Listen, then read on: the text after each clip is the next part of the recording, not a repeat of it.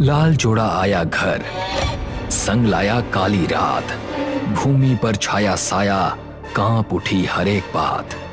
आईने में हंसी परछाई, आंखों में था जाल।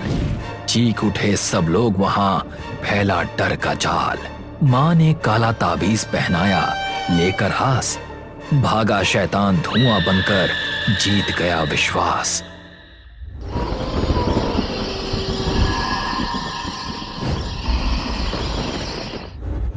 पिंटू गांव का मशहूर दुल्हन के कपड़े सिलने वाला दर्जी अपनी दुकान पर बैठा है। वो अपनी दुकान के काउंटर पर आराम से बैठा रहता है। तभी एक आदमी अपनी स्कूटी पर वहां आता है। उसकी स्कूटी के पीछे एक बड़ा सा बोरा बंधा होता है। वो आदमी उतरकर वो बोरा पिंटू के पास ले आता है। पिंटू सेठ, सामान ला दिया है, कहां रखूं? कितना लाया है इस बार? 16 किलो होंगे, बस एक ही जोड़ा है। और उसके साथ वाला सामान अंदर वाले मैनेकिन में जाकर लगा दे, मैं आ रहा हूं। वो आदमी बोरा उठाकर दुकान के अंदर चला जाता है। पिंटू उसे जाते हुए देखता है और चुपचाप बैठा रहता है। फिर पिंटू दराज खोलता है और उसमें से कुछ नकद पैसे निकाल लेता है। पिंटू मैनेकिन वाले कमरे में अंदर जाता है और वहां नए शादी के जोड़े को मैनेकिन पर सजा हुआ देखता है। वो जोड़ा इतना सुंदर और मनमोहक लगता है कि पिंटू की नजरें उसी पर टिक जाती हैं। वो कपड़े की डिजाइन को देखकर पूरी तरह मोहित हो जाता है। माल तो काफी बढ़िया लाया है इस बार, लगता है किसी महारानी के यहां से डाका डाला है। अरे सेठ, क्या बात करते हो, ऐसा कुछ नहीं है, आप तो बस क्वालिटी देखो। पिंटू धीरे धीरे आगे बढ़ता है और उस कपड़े के पास जाकर सूंघता है। फिर वो मुड़कर उस आदमी की तरफ देखता है। ड्राई क्लीनिंग करा दिया? हाँ सेठ, ये लो, अपना काम भी हो गया। और ये ले। पिंटू उसे 1000 रुपए दे देता है। सेठ, इस बार जो माल आया वो बाकी से अलग है, कम से कम 2000 तो दे दो। किस चीज को कितने में खरीदना है मुझे अच्छे से पता है, चल अब जा। वो आदमी मान जाता है और वहां से चला जाता है। पिंटू मैनेकिन को ऐसे देखता रहता है जैसे वो जिंदा हो, मानो उसने बरसों बाद ऐसी खूबसूरती देखी हो। तभी पीछे से आई एक आवाज उसका ध्यान तोड़ देती है। पिंटू चाचा। वो होश में आता है और वहां से बाहर चला जाता है। भूमि काउंटर पर पिंटू का इंतजार कर रही है। पिंटू उसके पास आता है और उससे बड़े प्यार से मिलता है, जैसे वो उसकी अपनी बेटी हो। अरे भूमि बेटे, शादी की बहुत बहुत बधाई हो। शुक्रिया चाचा। तो बताओ, कब की तारीख निकली है? तारीख तो अगले एकादशी की है चाचा, पर मैंने सोचा है कि अभी ही ड्रेस का ऑर्डर दे दूं। बहुत अच्छा किया तुमने बेटी। तो दिखाइए आपके कुछ डिजाइन।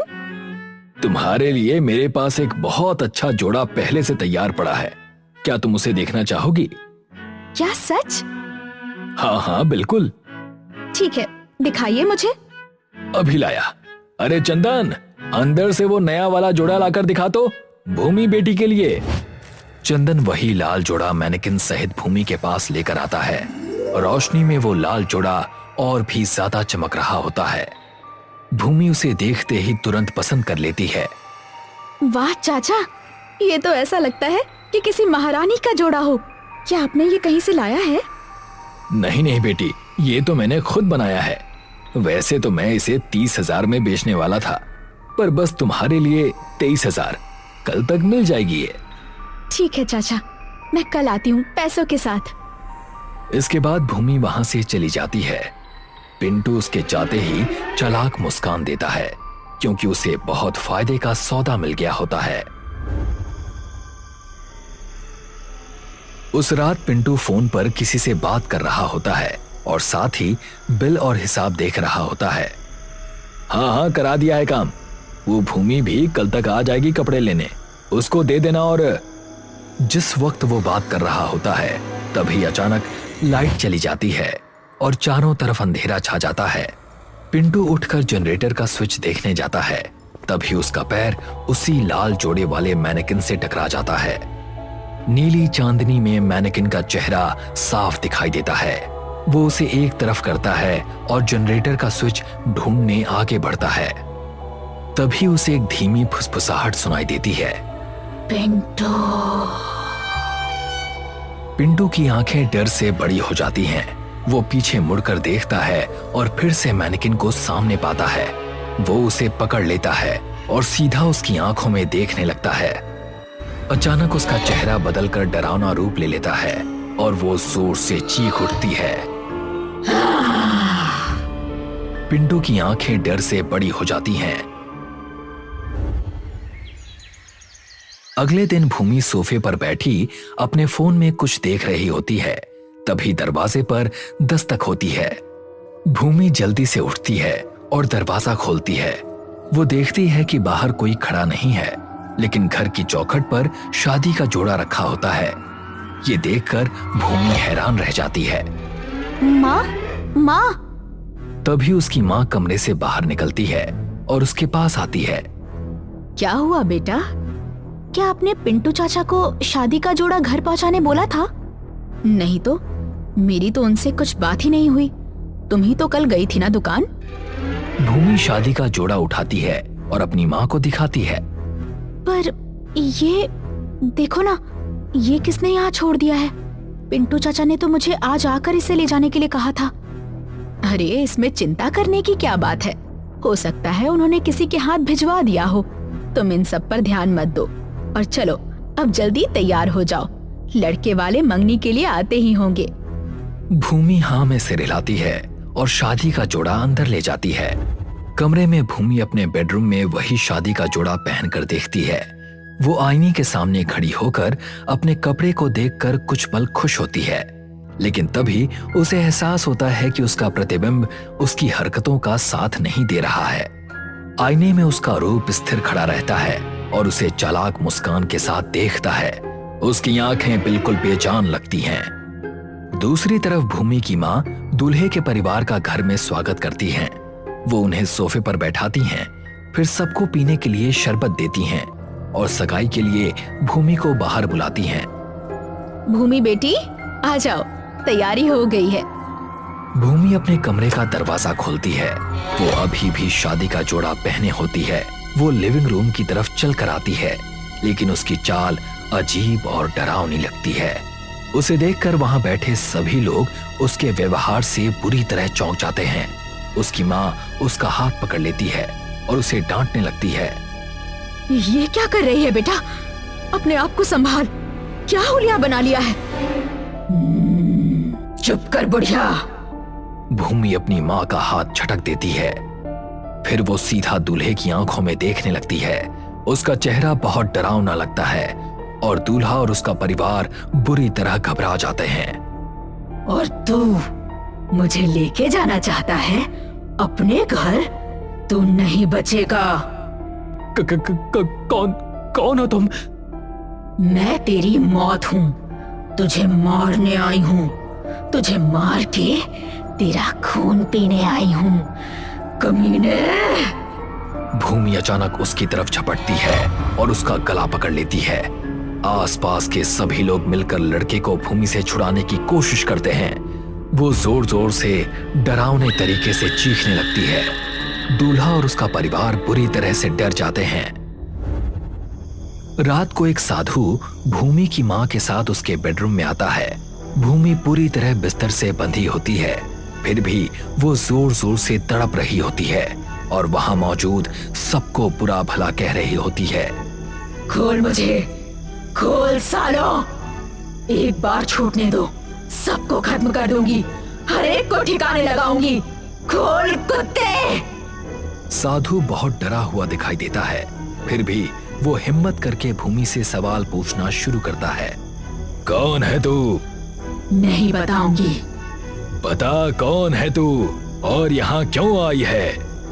सबको मारने आई हूँ, सबका खून पीने आई हूँ।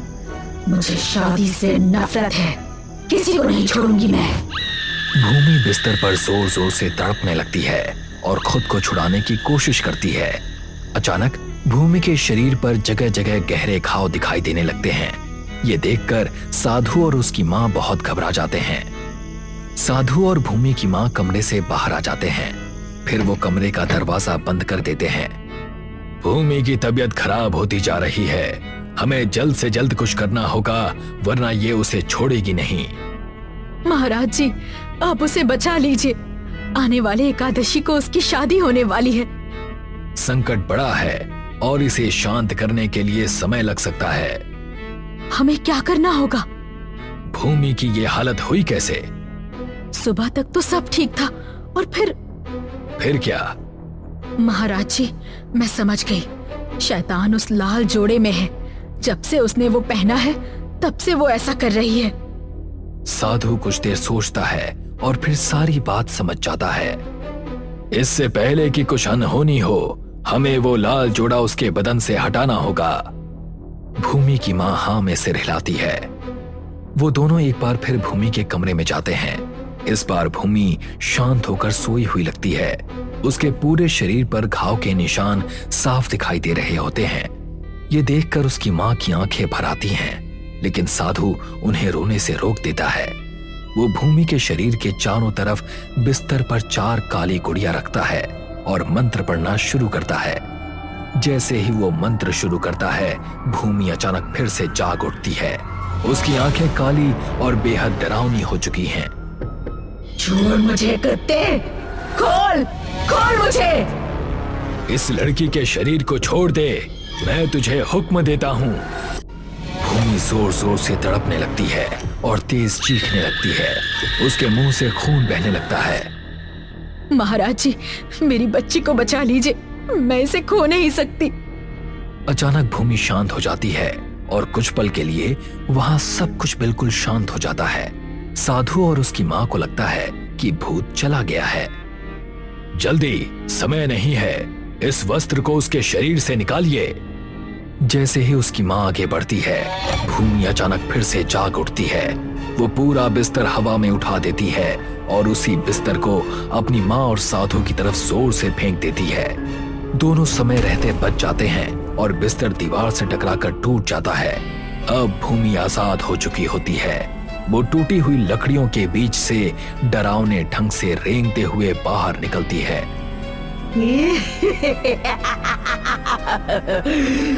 अब क्या करोगे? वो तेजी से रेंगते हुए साधु की तरफ बढ़ती है और उस पर झपट पड़ती है। बहुत जोर से वो साधु का गला पकड़कर उसे हवा में उठा देती है। वो उसका गला दबाने लगती है और उसके बढ़े हुए नाखून साधु के शरीर में धंसने लगते हैं। मुझे मारेगा? मुझे? भूमि की मां आगे बढ़ती है। वो उसके गले में एक काला ताबीज डाल देती है। ताबीज देखते ही भूमि जोर से चीख उठती है।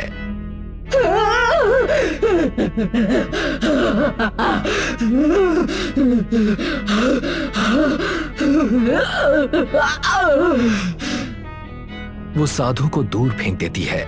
साधु दीवार से टकराकर नीचे गिर जाता है।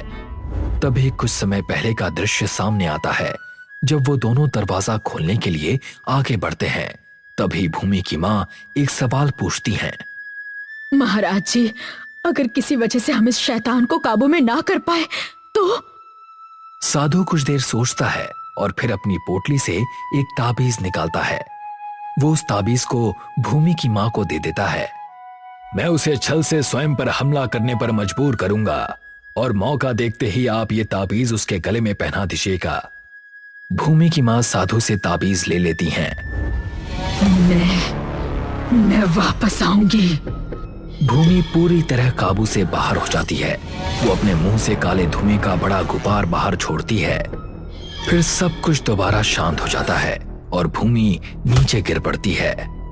साधु बताता है कि वो अब सुरक्षित है।